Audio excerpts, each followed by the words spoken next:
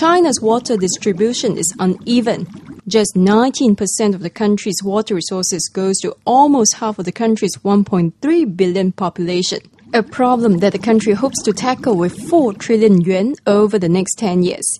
In Japan, capital city Tokyo risks overcrowding, and the government is now trying to divert its economic activities to other cities like Osaka to ease the strain on Tokyo's resources. Meanwhile, rapid population growth outpaced infrastructural development in India. And these are just some of the issues that countries participating in this year's World City Summit held at Marina Bay Sands Expo are facing, and there's no easy solution. Singapore, in contrast, has already planned for sustainable development.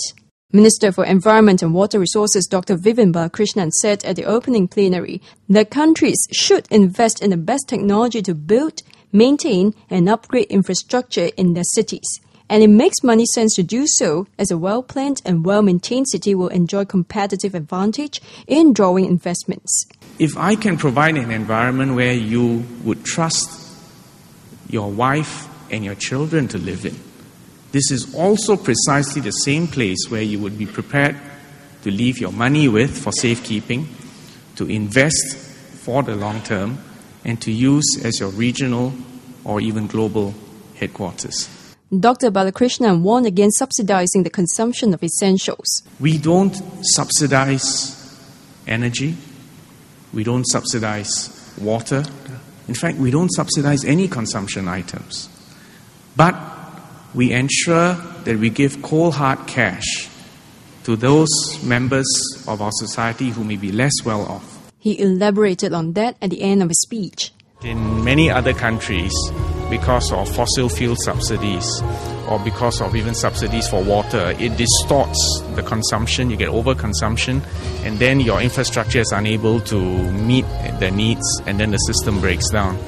So what we're showing to the rest of the world, in a sense, is a system that is sustainable and viable for the long term, and yet also ensures that there's universal access to everyone. Is there a case of overconsumption in terms of water at the moment? Our per capita consumption of water in Singapore is now about 154 litres per person per day. That is in fact been coming down over the past decade. And we hope to bring it down ultimately to about 140 litres per day per person. I would say Singaporeans actually are careful with water. They know it is a precious strategic resource. Basically, this is not a society that wastes water. Dr. Balakrishnan also said that the current water pricing mechanism works for Singapore. The water is priced at a level which reflects its scarcity value. We want to make sure that we will hopefully never have to resort to water rationing, the sort which we had to do in decades ago. But if you look at what's happening around the world, and given climate change, these are real, potential crises which are looming over the horizon for many other countries.